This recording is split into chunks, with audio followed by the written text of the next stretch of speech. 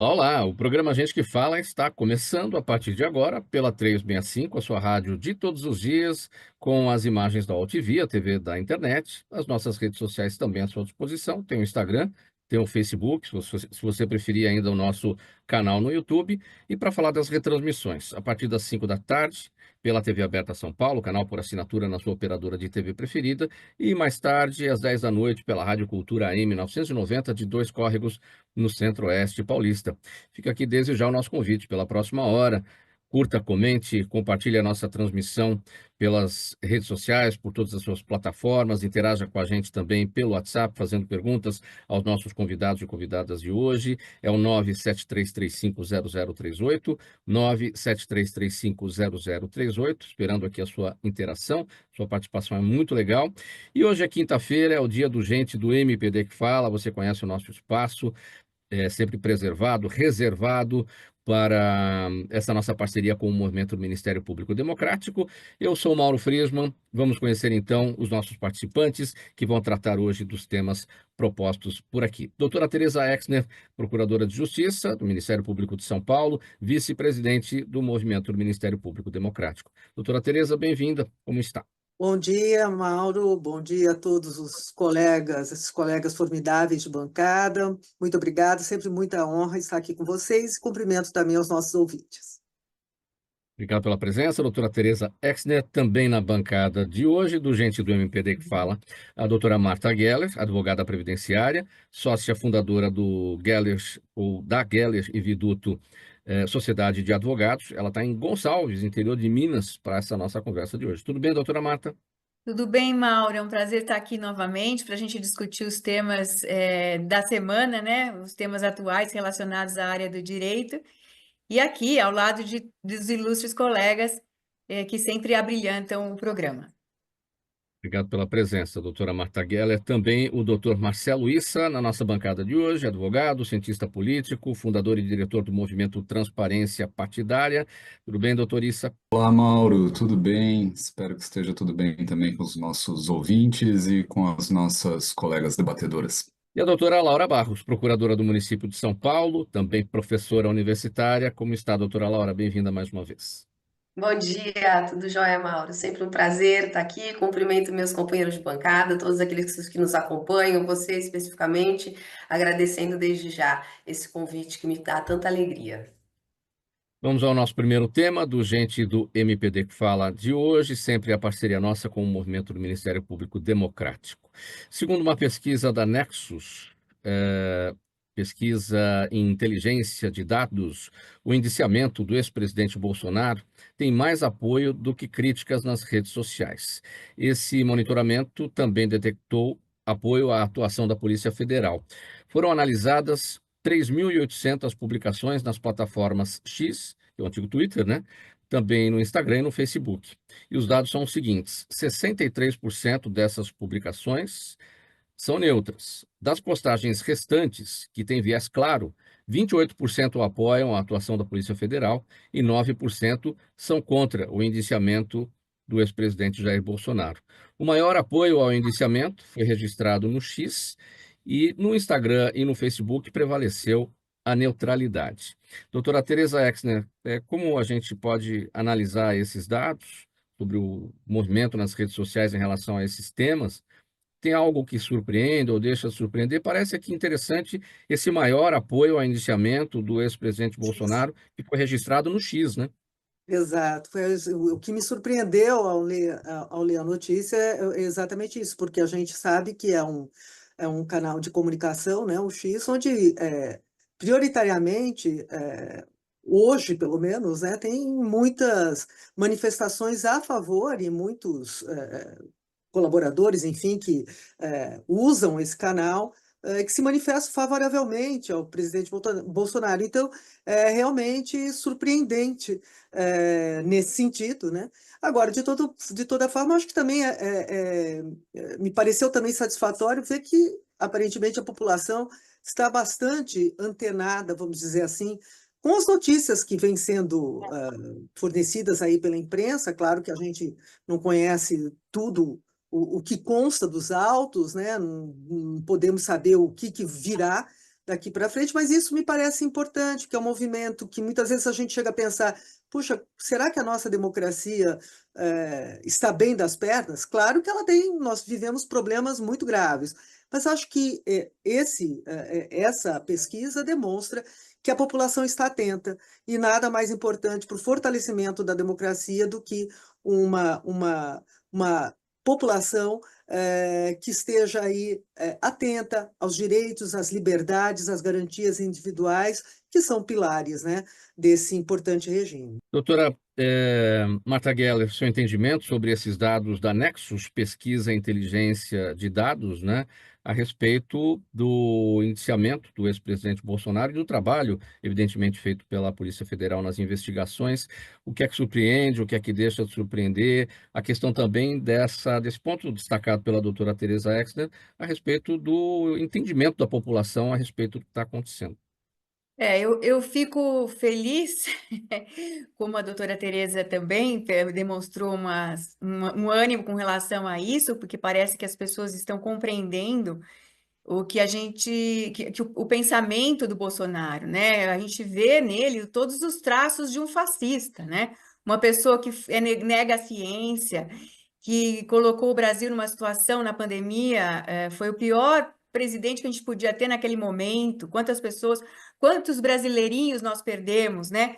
Quantas pessoas morreram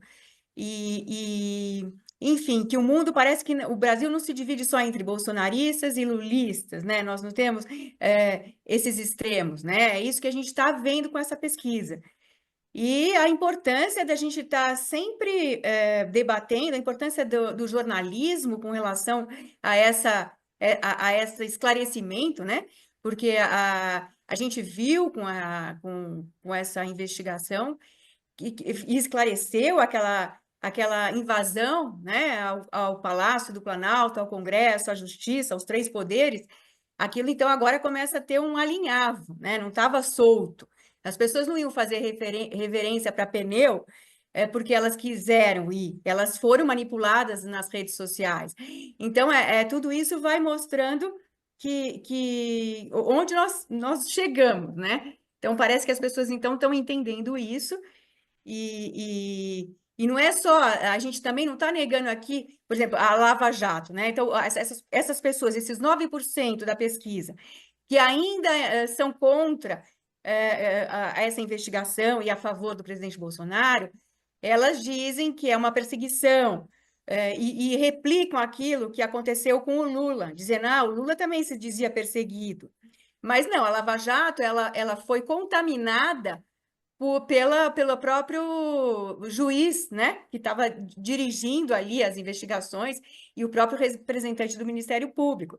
Então, ali nós tivemos uma contaminação e a gente sabe que foram desviados milhões da Petrobras e que aquilo aconteceu de fato, né? Então, a gente não vai negar que aconteceu isso e que também, na mesma forma, que nós vamos apurar, a Polícia Federal está apurando, e a gente espera que não tenha contaminação e que possa haver condenações e que não haja anistia das pessoas que fizeram a depredação e que foram usadas por essas outras pessoas que planejaram esse golpe, né? É isso que a gente espera. Por quê? Porque não queremos ditadura nunca mais, né?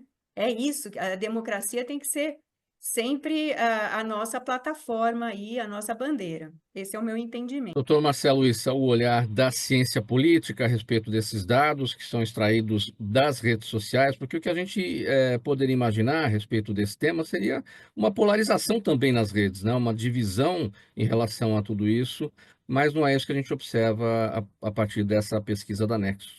Como é que a ciência política observa a ciência dos números? Pois é, Mauro, eu não sei se sou tão otimista assim quanto a Marta e a Tereza, porque os apoiadores do ex-presidente Bolsonaro são, em geral, muito ativos nas redes sociais, muito estridentes, muito contundentes nas redes sociais. E dessa vez, o que nós vemos, e essa pesquisa demonstra, é que toda essa intensidade de atuação não se verificou, não tem se verificado.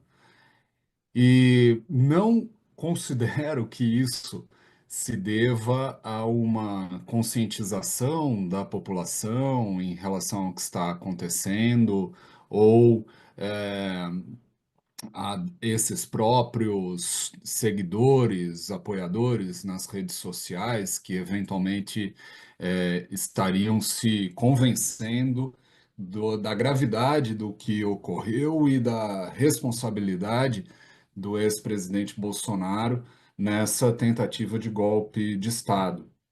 Me parece que o apoio ao ex-presidente segue bastante alto.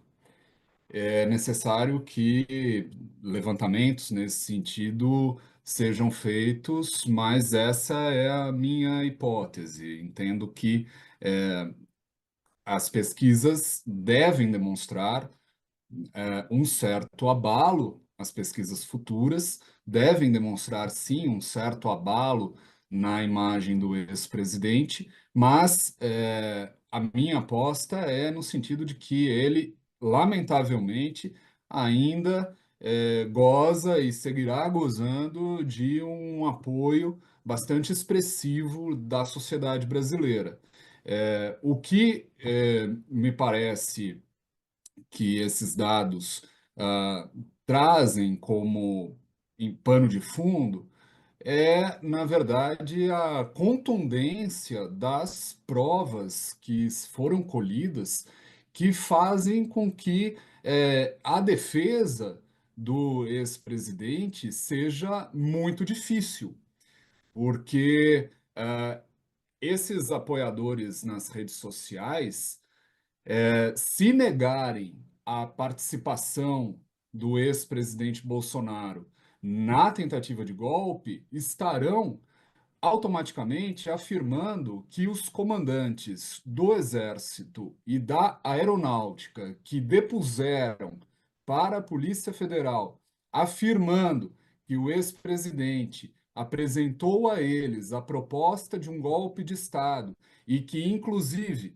o comandante da Aeronáutica afirma que o comandante do Exército disse ao ex-presidente que seria obrigado a dar voz de prisão a ele, caso ele insistisse nesse plano, faz com que a defesa fique realmente muito difícil. E não é apenas depoimentos, nós temos também gravações, nós temos áudios, mensagens, monitoramento de deslocamento das pessoas através dos aparelhos celulares. Então, é uma gama muito completa de um Sim. conjunto probatório que faz com que a defesa seja muito difícil. Agora, eu entendo que, lamentavelmente, para concluir, existe ainda uma parcela muito expressiva da sociedade que lamenta, infelizmente, que esse intento golpista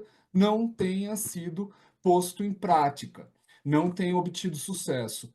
E aí, eu acho que é muito importante salientar que essas pessoas que apoiam um regime autoritário, ditatorial, precisam compreender que esse apoio permanece até o momento em que elas concordarem com o regime, porque a partir do momento em que elas discordarem ou forem incomodadas pelo regime, esse mesmo regime não hesitará em prendê-las, aniquilá-las, assassiná-las, porque as garantias e os direitos individuais num regime autoritário ficam ao bel prazer daqueles que dominam as instituições, o poder político e a força. Doutor Marcelo, ainda, antes de passar aqui para a doutora Laura, mas será que esse levantamento da Nexus, ele não indica tão somente o entendimento das pessoas que participaram desse estudo, de que há uma implicação do ex-presidente Bolsonaro em tudo isso, mas isso não significa que essas pessoas mudaram de campo político. Elas estão entendendo que houve um problema e que isso envolve o presidente Bolsonaro, mas continuam no campo político e que, eventualmente, possam apoiar outras figuras, outros líderes desse mesmo campo. É isso que eu estou dizendo. E acho que É, é muito importante que o campo político da direita exista no Brasil. Mas este campo da direita precisa ser democrático, né? A direita democrática precisa se manifestar, precisa ganhar espaço. Não é possível admitir, seja à direita, seja à esquerda, no país, um agrupamento político que não respeite a democracia ou que busque atuar para eliminar esse sistema e pôr no lugar um sistema autoritário. Isso é inconstitucional e isso deve ser combatido na forma da lei. Doutora Laura, sua análise a respeito desses dados do Nexus Pesquisa e Inteligência. Pois é, Mauro, interessantíssima essa pesquisa. Não obstante, eu acho que ela ainda deixa no ar muitos elementos. Ela é passível de muitas interpretações, como a gente está vendo aqui, né? E nesse sentido, claro, tudo que a gente colocar aqui vão ser suposições ou uma visão e uma leitura que a gente tenta fazer do que está se apresentando hoje. E, basicamente, eu tendo a me inclinar um pouquinho mais para a visão do Marcelo, mas eu acho que a gente poderia aqui vislumbrar basicamente três linhas. Primeiro, uma mais otimista de falar, nossa, essas pessoas que eram, não podemos nos esquecer, quase metade da população brasileira, eles acordaram que realmente a democracia esteve em risco, que realmente a gente quase teve um regime de força implantado aqui no Brasil, e não era esse o pacote que elas estavam comprando. Essa é uma interpretação e, portanto, elas estariam revendo aí esse posicionamento, ainda que possam continuar apoiando o bolsonarismo em alguma forma, não exatamente naqueles atos em que se viram de alguma forma envolvidas. Segunda possibilidade, olha, realmente a gente estava apoiando isso, mas a gente não imaginava essa dimensão, portanto, fomos usados como massa de manobra por uma elite, né, que estava ali no poder, que pretendia, que tinha um plano que na verdade não foi compartilhado conosco. Então fomos instrumentalizados e, portanto, temos que nos retirar, não retirar de uma certa forma esse apoio. E por fim, que eu acho que talvez seja uma interpretação mais plausível atualmente, é que eles estejam temerosos ou cautelosos de forma a não se expor, né, nas redes sociais, para não correrem o risco de serem mais uma vez implicados como cúmplices dessa tentativa de golpe. Porque a tentativa de golpe efetivamente houve. Eu acho que qualquer pessoa minimamente racional. São mais de 800 páginas de investigação, são muitas provas absolutamente contundentes. A gente defender que não houve tentativa de golpe é muito difícil, é muito frágil atualmente. E qualquer pessoa que tente recobrar essa memória, que possivelmente estava envolvidos naqueles atos de janeiro, seja online, seja presencialmente, eles vão estar se colocando num lugar de crime, de criminosos também, né? Então, talvez seja essa análise de custo-benefício que esteja sendo feita, que eu acho que infelizmente é a mais provável. Vamos ver aí o desenrolar. Eu estou atenta, eu acho que é importante que a gente acompanhe essas avaliações. Vamos seguir o próximo tema do programa Gente que Fala de hoje. Uma pesquisa do Instituto Datafolha, divulgada no Dia da Consciência Negra, mostra que 59% dos brasileiros consideram que a maioria da população no Brasil é racista. A pesquisa também detectou que, para 45% dos entrevistados, a discriminação racial aumentou nos últimos anos. 35% acreditam que está igual e 20% acham que o racismo tem diminuído. 56% consideram que o racismo está na atitude das pessoas e 73% dos pretos e pardos já se sentiram discriminados por conta da cor da pele. Doutora Teresa Exner, essa pesquisa não tem o que surpreender. A gente já sabe que o Brasil é de fato racista. Infelizmente, né? E que pesem aí todas as alterações e todas as lutas que têm sido feitas, é uma realidade. Eu me lembro aqui, oh meu Deus, como é que ele chamava? Agora não vou me lembrar, acho que o Joaquim Nabuco, né, que era abolicionista, ele dizia que o nosso caráter, a nossa moral, o nosso temperamento se acham muito impactados pela influência de 300 anos de escravidão. Não é? Então, seria quase vamos dizer assim, uma transmissão geracional, não é, do racismo e de tantas desigualdades que nós temos no nosso país, não é? E eu me lembro aqui também, salvo engano, foi em 2020, final de 2023, que saiu uma pesquisa que me chamou muita atenção na ocasião, era o IPEC mais 2 institutos que patrocinavam. E o que me chamou a atenção na ocasião é que 64% dos jovens entre acho que 16 e 24, 25 anos apontavam o ambiente escolar como um lugar onde mais sofriam racismo. Então, veja, eu acho que o combate a essa que é uma grande chaga, não é, nacional, tem que ser feito, sobretudo, ali, na educação, né? Na área da educação formal. Não é claro que a legislação, as leis, a punição são imprescindíveis, não é? Mas eu acho que nós temos que trabalhar com isso, porque é absolutamente inaceitável, não é, que alguém seja discriminado, quer seja em razão da raça, cor ou mesmo religião, condição social, né? A gente viu aí recente caso também ligando racismo e aporafobia, né? Que é uma palavra feia para dizer alguma coisa que é muito feia também, que é o preconceito, né? Com relação à pobreza. Enfim, então nós temos que fazer, eu acredito sempre muito que a educação, há um conteúdo pedagógico na punição, mas a educação, o ambiente escolar é muito importante para que a gente venha banir em definitivo essa que é uma grande chaga, uma grande vergonha nacional. Doutora Marta, por onde passa a mudança desse cenário, né? A gente detecta aqui nessa pesquisa do Datafolha, 59% dos brasileiros consideram que a maioria da população no Brasil é racista. É o principal dado, né? O outro dos principais dados, 73% dos pretos e pardos já se sentiram discriminados por conta da cor da pele. Enfim, é conscientização, é educação, como destacou a doutora Tereza, numa situação em que legislação parece não resolver, como é o caso do machismo, né? Não tem legislação que é capaz de derrubar o machismo, é uma questão de mudança de cultura. Isso mesmo, Mauro. E a Tereza bem lembrou que a questão vem lá dos bancos escolares, né?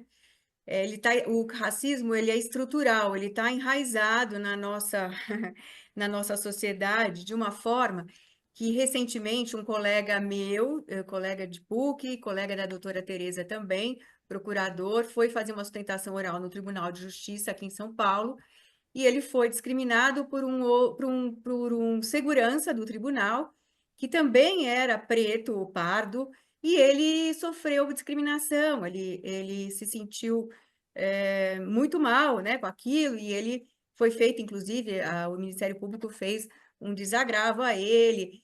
O Tribunal de Justiça deixou a desejar, vamos dizer assim, porque não fez o que deveria, né, a lição de casa dele. Mas é isso, a lei de cotas, Mauro, ainda no viés que a doutora Tereza deu, a lei de cotas, eu escrevi um artigo aqui na revista de 100 anos de Previdência Social, uma revista que foi publicada esse ano pela OAB São Paulo, com a coordenação da presidente Patrícia Vanzolini, e eu escrevi um artigo sobre o salário maternidade, que é o viés da minha área, que é a previdenciária, do racismo no salário maternidade. Por que isso? Bom, a lei de cotas ela é de 2012, o Supremo declarou a constitucionalidade dela em 2016. A gente viu recentemente nos últimos jogos jurídicos, USP e PUC teve lá um racismo ligado à pobreza também, mas também à cor da pele. E por quê? Em função da lei de cotas, porque quem está na PUC não entrou na USP culpa os cotistas por isso. Então, isso tudo é muito grave, né? Envergonha nós, brasileiros, e que temos a consciência dessa discriminação. E aí você pega uma pesquisa nacional, o PNAD, né, do IBGE, você vê que os estudantes negros que estão em curso superior subiu de 21,9% em 2001 para 43,7% em 2015.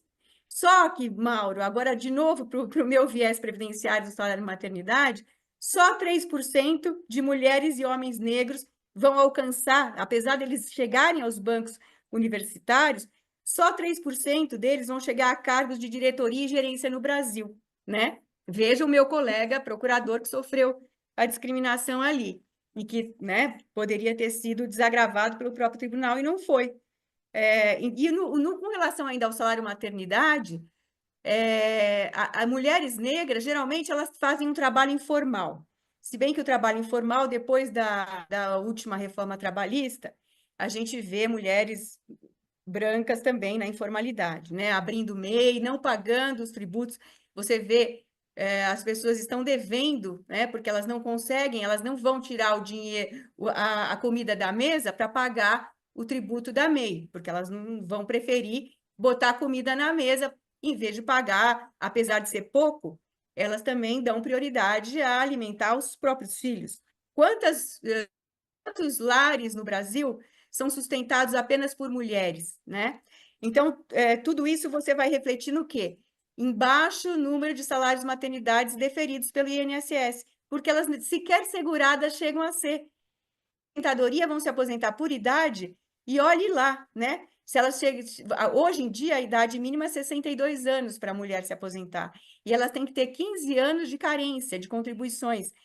Foram domésticas, foram, enfim, as pretas, então, com mais ainda dificuldade, né? Então, é isso o retrato do nosso Brasil, infelizmente, Mauro. Aqui no meu viés previdenciário, que eu tenho que sempre lembrar, né? Que a previdência, a importância, né, da previdência, da assistência social, o salário maternidade protege a criança. Então, a criança negra, a preta, já nasce sem o salário maternidade porque a mãe não tinha qualidade segurada, enquanto que a criança branca já existe o quê? Uma violação à isonomia, né? Entre as crianças, a cor da pele, quando no nascimento. Então, a gravidade disso.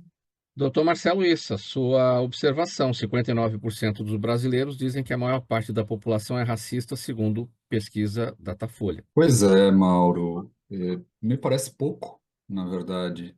É triste pensar que mais de 40% da população não tem essa leitura. O racismo no Brasil é muito presente e violento, eu diria. A desigualdade em relação à raça no país é muito explícita e basta dizer que estamos aqui num grupo apenas de pessoas brancas falando sobre o racismo. Isso já tem um significado. Temos avançado, me parece. Essa questão é semelhante a um tema com o qual eu tenho alguma familiaridade, que é a questão da corrupção, do combate à corrupção, né? Assim como o combate à corrupção, o racismo, ele só se evidencia na medida em que ele é combatido, né? A corrupção, quando não é combatida, a população, a sociedade, de um modo geral, não toma conhecimento porque é algo que ocorre nas sombras. O racismo, da mesma forma. Então, entendo que temos visto avanços significativos no combate ao racismo, mas, na minha opinião, esses dados ainda demonstram que há, um grande caminho a percorrer, porque se a parcela da população que não visualiza o racismo no Brasil, com todo esse histórico que foi lembrado, o país tem pouco mais de 500 anos de existência como nação, e desses 350, ou seja, uma parte muito grande da nossa história marcada pela escravização do povo negro, e ainda nós temos uma parcela tão significativa da população que não reconhece o racismo, isso causa, na minha opinião, preocupação, mas também justifica todas as medidas de combate ao racismo que são adotadas hoje e demonstra também que são insuficientes ainda. Doutora Laura Barros, sobre esse destaque do doutor Marcelo Issa, né, o outro ponto de vista, ou seja, 40% da população não tem a leitura de que o Brasil é um país racista. Então, os números sempre, como eu digo, eles nunca trazem um retrato fiel da realidade, né? Eu acho que tudo depende de uma questão de contexto. Agora, um aspecto muito importante dessa pesquisa que eu gostaria de destacar aqui é a notícia, a percepção de que o racismo vem piorando, que a sensação do racismo vem se agravando no país. Isso eu acho que é um dado realmente muito real. E eu ouso aqui desenvolver um raciocínio, enfim, fazer uma reflexão de que a partir do momento, isso tem muito a ver com o avanço da extrema-direita no Brasil, na América Latina e no mundo, no meu modo de ver. A partir do momento que você tem líderes, você tem governantes, você tem pessoas que muitas vezes protegidas, entre aspas, o anonimato da internet, se colocam na posição de propagar ideias de exclusão, de preconceito, de misoginia, de inferiorização de seres humanos, como se pudesse classificá-los. Isso vai se tornando de alguma forma banal e vai encorajando as pessoas que pudessem ter latente alguma coisa mal resolvida nesse sentido, elas têm coragem de verbalizar alguns tipos de absurdo, ou muitos dos absurdos. Então, é um perigo a gente achar, e há muitas pessoas defendendo esse discurso, de que as pautas de inclusão, as pautas contrárias a qualquer tipo de preconceito que se possa ter, como se fossem bandeiras exclusivamente de intelectuais de esquerda. A questão do preconceito não tem bandeira política, é uma questão que está posta, que existe e que tem que ser enfrentada. E nesse ponto do enfrentamento, claro que a educação é absolutamente fundamental, mas eu vou um pouco além. Eu acho que é absolutamente indispensável que tenhamos pessoas representantes dos negros, das mulheres, enfim, dos indígenas, e nos espaços de poder, nos espaços de representação. E a partir do momento que isso não é implementado, claro que a coisa não vai mudar, porque não é só uma questão social, é uma questão de disputa de poder, de pessoas que estão no poder e quererem manter esse poder. Um exemplo muito eloquente disso, mais uma vez, a questão da cota eleitoral. Tínhamos uma legislação que, no meu modo de ver, é importantíssima. Eu acho que a legislação tem um papel fundamental nesse processo, que obrigava a destinação de candidaturas para mulheres, para pessoas pretas, que simplesmente foi ignorada nas eleições, todo mundo tomou letra morta. O Congresso, na sequência, faz uma emenda à Constituição. Vejam a seriedade disso. E despreza todo desrespeito à lei, como se a anistia fosse um instituto jurídico criado para dar licença aos poderosos para agirem em desacordo com a lei, que depois a gente acerta que dá tudo isso. Então é um processo que, se a gente não começar a questionar com um mínimo de seriedade, ele vai se perpetuar, que é exatamente o que se pretende hoje de forma muito clara, né? Então a gente precisa ser muito combativo nessa questão. E mais uma vez, e resumindo, além da educação, colocar os negros nos espaços representativos de poder. Senão, essa situação não vai mudar, infelizmente. Ô, Mauro, Próximo fica tema. aí o Ó, desafio para você, hein, Mauro? Fica um desafio para você, o doutor Marcelo Issa, a doutora Laura, para chamar para um programa MPD, ou vários, né? sim. Pessoas negras, pretas, e que defendam e que mostrem como funciona, ou como que a nossa sociedade está encarando isso e o que fazer para realmente a gente ter essa representatividade aí. É um desafio para você, que é jornalista. Sim, o desafio aceito, as pessoas que devem de fato estar aqui para essa conversa, para esse debate, as pessoas que têm lugar de fala, exatamente. Olha, gente, a Comissão de Constituição e Justiça da Câmara dos Deputados aprovou uma proposta de emenda à Constituição que proíbe o aborto no Brasil, mesmo nas situações já autorizadas. Se o feto for anencefalo, também nos casos de gravidez por estupro e de risco de vida para a gestante. O texto apresentado é de autoria do ex-deputado Eduardo Cunha e quer equiparar o aborto após 22 semanas de gestação ao crime de homicídio. Não é a única matéria a respeito que tramita no Congresso Nacional, só para o entendimento da audiência, que não conhece o processo legislativo exatamente como ocorre por lá. Isso passou na Comissão de Constituição e Justiça. O mérito precisa ser analisado numa comissão especial. Passando por essa etapa, aí a matéria fica pronta para ser votada em plenário. Cabe ao presidente da Câmara, no caso, o deputado Arthur Lira, com condições políticas para isso, colocar em votação. São 2 votações, são 2 turnos, e é preciso ter 3/5 dos deputados votando a favor para uma matéria dessa passar em 2 turnos. Isso vai para o Senado, né, e ocorre lá um processo semelhante também. Agora, para entrar no mérito dessa questão, eu começo com a doutora Marta Geller a respeito. Doutora, toda vez que a gente toca neste assunto aqui, eu sempre chamo a atenção, não é uma questão de ser contra ou a favor do aborto. A gente está falando do direito que existe hoje, conforme a legislação, para a situação de aborto nos casos que a gente destacou aqui na nossa abertura, né? E isso tudo pode deixar de existir se essa PEC for aprovada. A gente está falando de saúde reprodutiva, de direito reprodutivo. Sim, é isso mesmo, Mauro. Na verdade, é um retrocesso social essa PEC, né? Ela, por que que é um retrocesso? Porque o aborto, para ele chegar a ser permitido em apenas 3 situações no Brasil, que é quando a ciência demonstra que aquele feto que está sendo gerado não possui o cérebro, né? Então, o feto anencéfalo é a primeira situação. A segunda situação, quando aquela gestação é fruto de um estupro. Então, a mãe sofreu uma violência sexual e aí engravidou. E isso também tem que ser comprovado, né? Não basta dizer eu estou grávida, fui estuprada. Não, tem que ter a prova de que houve essa violência sexual e que aquela criança é fruto de um estupro.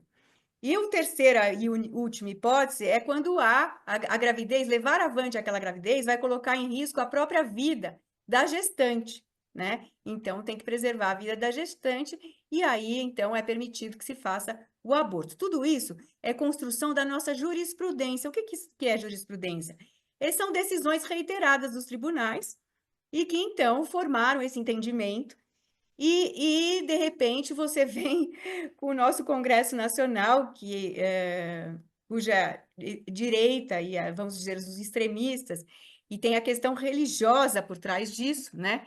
Então, que também influi muito, com certeza, a proibição de aborto em qualquer situação, né? E aí tem os movimentos feministas e tudo mais. Então, assim, não é só fazer uma PEC, colocar lá e dizer que vai aprovar, né? A gente espera que esse retrocesso não aconteça, mas é um risco, e um risco se a gente ficar sem falar sobre isso, né? Sem discutir isso com a sociedade agora. Agora, é claro, isso é a nossa legislação, as decisões dos tribunais, elas refletem o entendimento da sociedade naquele momento. Então, eu não acredito que a maioria da sociedade queira proibir o aborto nessas 3 situações, né? Esse é o meu entendimento.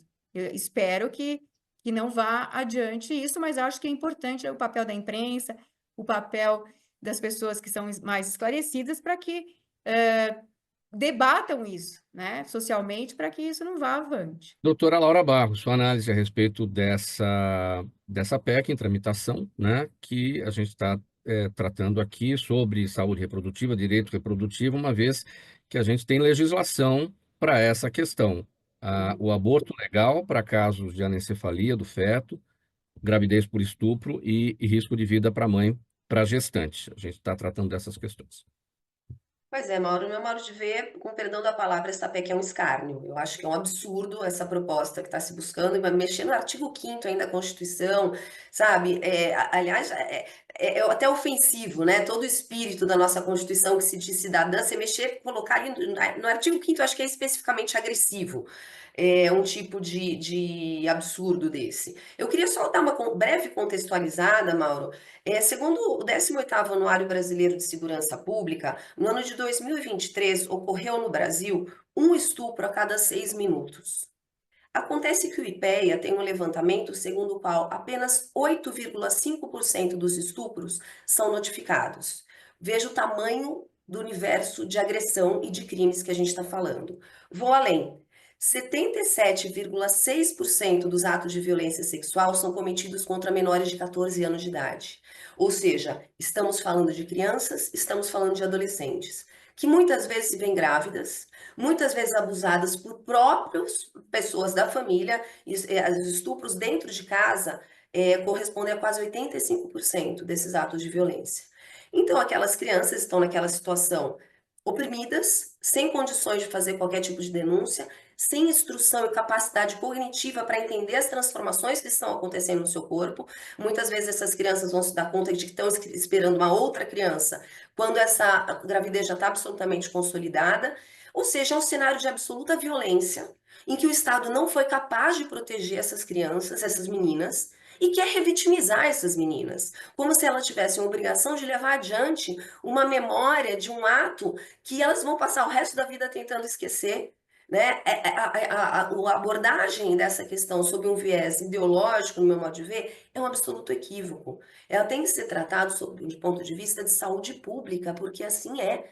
Essas mulheres não podem ser compelidas a fazerem isso com o seu corpo. Veja o absurdo, inclusive está se defendendo que o aborto é proibido quando há risco de morte da mãe. Ou seja, que morram os dois, espera os 9 meses, daí a mãe morre ao final, ou morre no meio do caminho, e aí tudo bem. Aí a legislação está de acordo. O assinte é tamanho que essa proposta ela é mais restritiva que a legislação vigente no Irã atualmente. Ela somente pode ser equiparada à normatização do Talibã a respeito dos direitos das mulheres. É nesse nível que a gente se encontra no Brasil hoje. Tivemos recentemente uma discussão também absolutamente impertinente, no meu modo de ver, de um projeto de lei que buscava equiparar homicídio o aborto realizado a partir da 22ª semana. E aqui é importante registrar, a mobilização popular, e foi isso, fez recuar a votação desse absurdo no Congresso Nacional. Isso foi aqui na metade desse ano. A gente precisa se mobilizar novamente. E rapidamente, só para registrar, o Supremo Tribunal Federal, pelo menos em 2 ocasiões, vem acenando para a possibilidade de descriminalização do aborto no primeiro trimestre de gravidez. A gente tem manifestação da ministra Rosa Weber, a gente tem manifestação do ministro Barroso, no caso de um HC. Então, vai ser mais um motivo de desgaste, de enfrentamento institucional entre o legislativo e o judiciário, para satisfazer uma claque que está defendendo aí um retrocesso que não se pode nominar. A gente precisa refletir, precisa se mobilizar muito fortemente com relação a esse absurdo que está sendo proposto. Doutora Tereza Exner, sua análise, o viés ideológico a respeito do aborto em situações de anencefalia e risco de vida para a gestante. Eu acho que, assim, inicialmente você vê que os temas aqui todos se entrelaçam, né?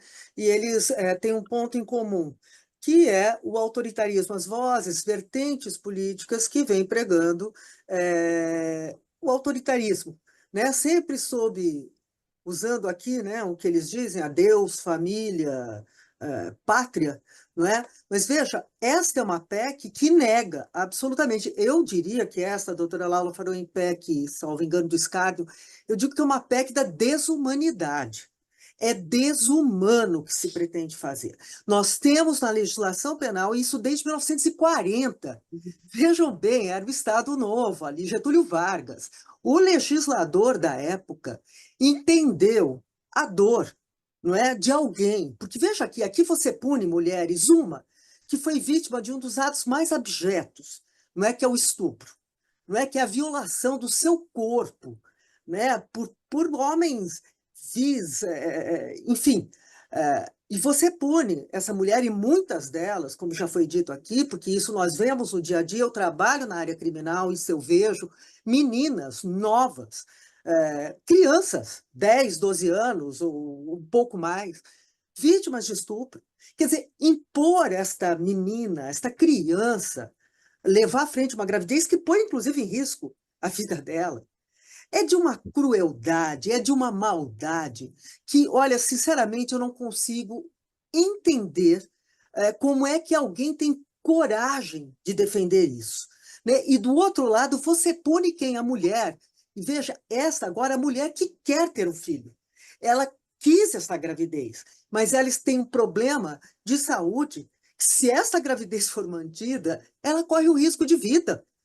Agora, para que você possa entender que alguém venha defender ou a questão da anencefalia, quer dizer, você obrigar a mãe a ficar 9 meses né, alimentando aquela gravidez, e quem tem filhos, e não precisa ter filhos também, porque não é isso. Aqui eu não vejo nem lugar de fala, sabe? Porque é homem, a mulher, é qualquer um que tem humanidade, não é?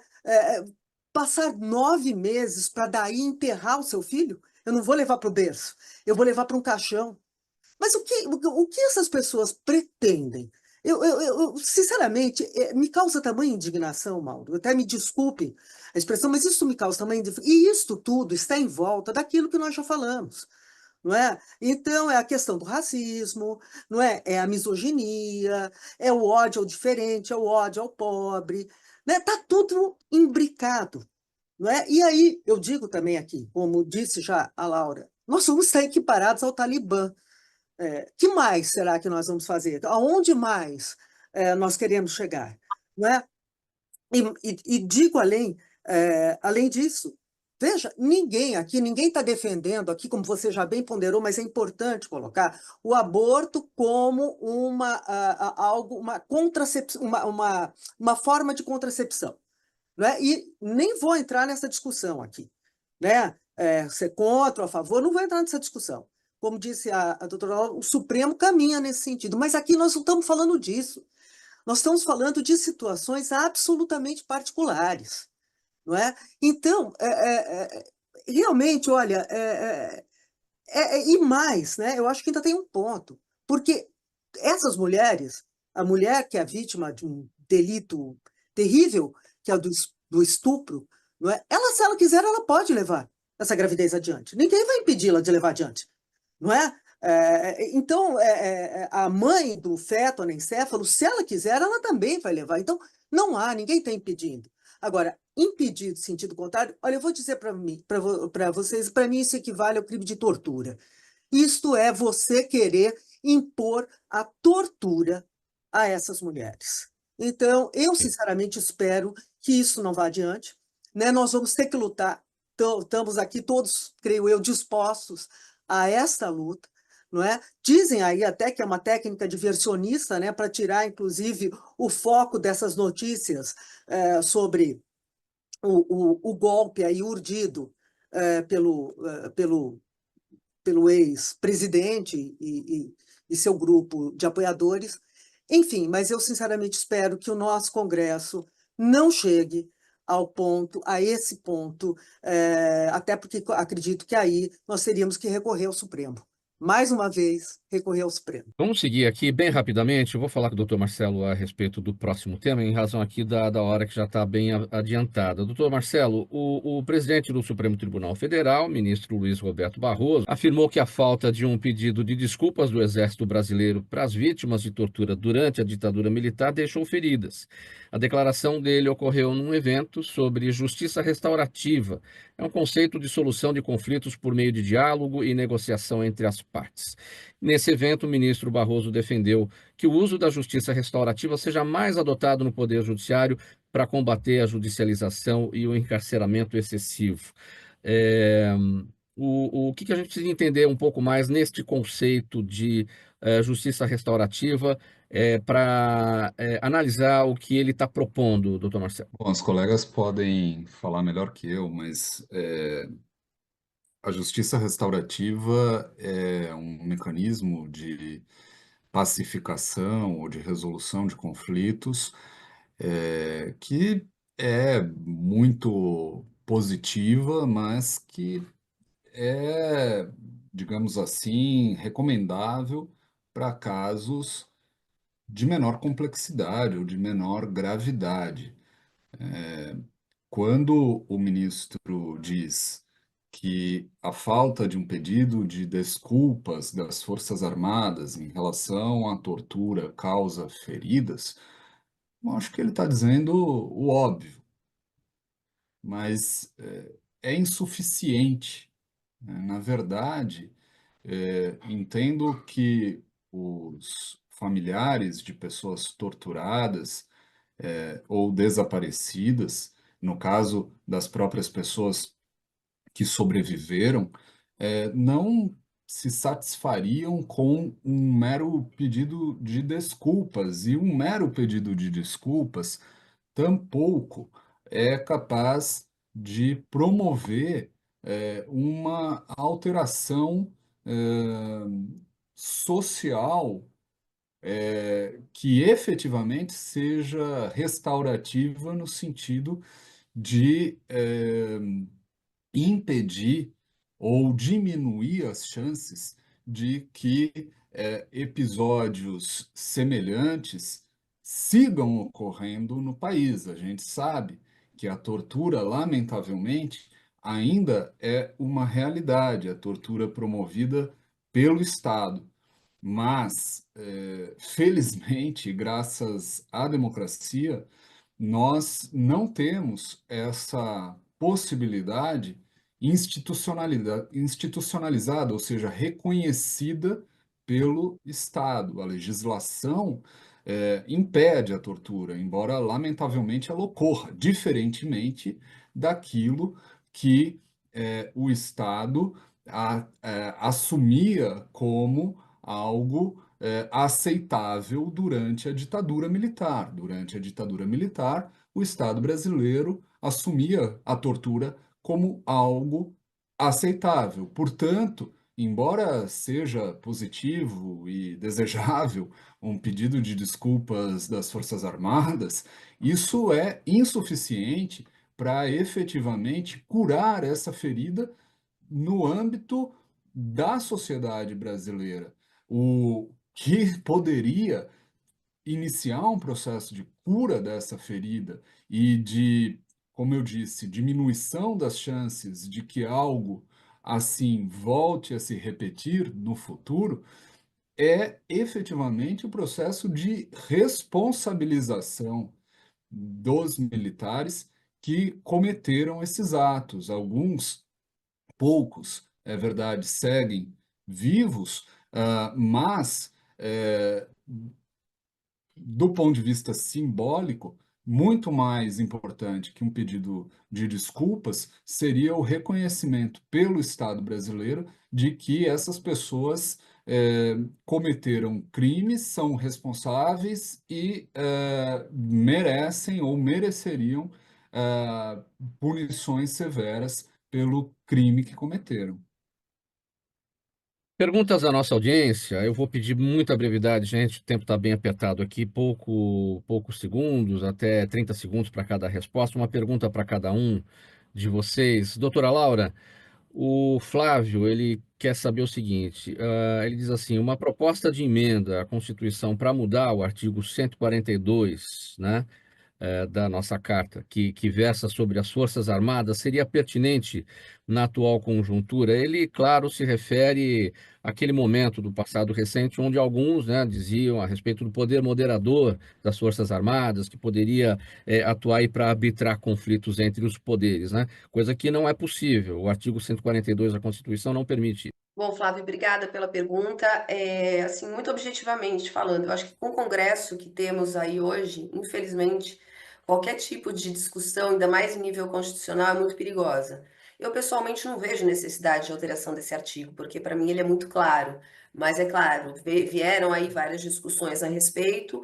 É evidente que a Constituição tem que ser contemplada no seu todo, o corpo dela jamais autorizaria aí a sobreposição de um poder contra o outro, quanto mais a criação de um quarto poder, enfim. Mas, em suma, não acho que seja o momento da gente mexer nisso, justamente por essa questão, por esse show de descalabros que a gente está assistindo todos os dias. Entregar uma matéria dessa seriedade para esse Congresso que temos hoje, eu acho que é no mínimo temerário.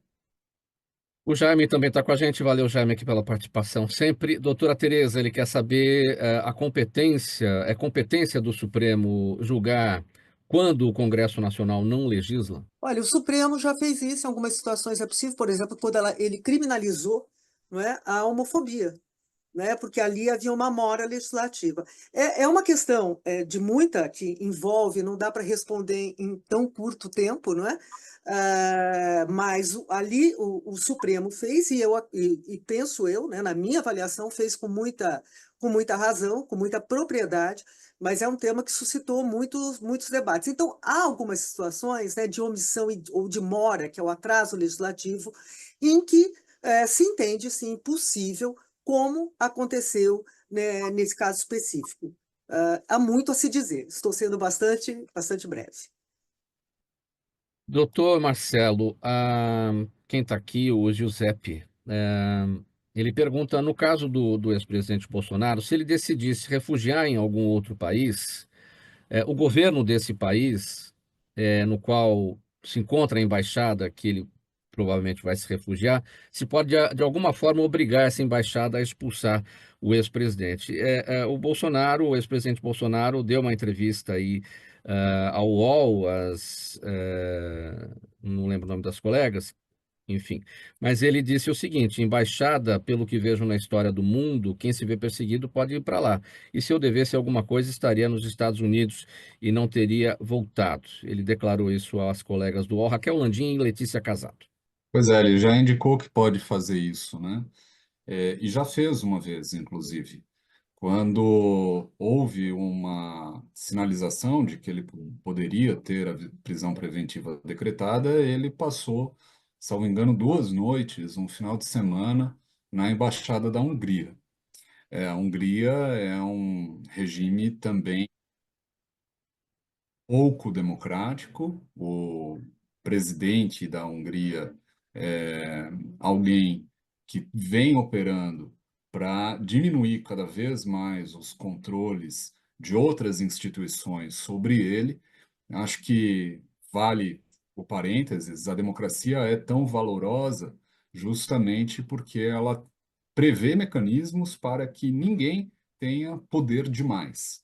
E, infelizmente, na Hungria e em outros países, nós vemos, né, líderes autoritários buscando cada vez mais diminuir os poderes de outras instituições, e é o caso da Hungria. Respondendo objetivamente ao Giuseppe, caso o Bolsonaro se refugiasse em alguma embaixada, isso significaria que o governo desse país admite a permanência dele nessa embaixada como refugiado, ou, melhor dizendo, como fugitivo.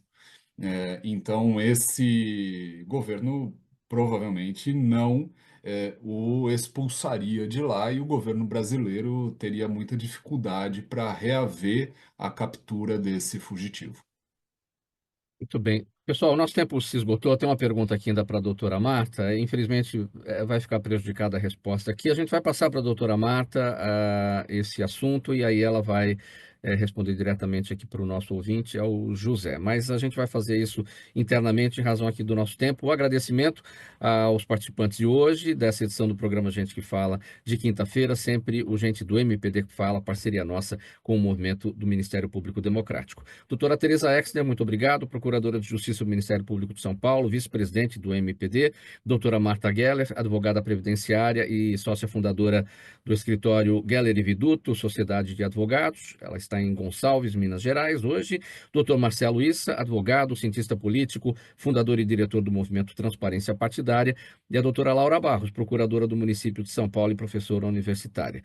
Programa Gente que Fala, 23 anos no ar, sempre realização da ABCOM, apresentação minha, Mauro Friesman, a Zenilda Salvato, nossa diretora de produção, e o jornalista Fausto Camunho, nosso diretor-geral. Você, espectador, internauta e ouvinte, a razão da nossa presença sempre por aqui. A gente volta amanhã pela 365, sua rádio de todos os dias, e pelos demais canais de transmissão. Obrigado pela audiência. Tchau, até lá.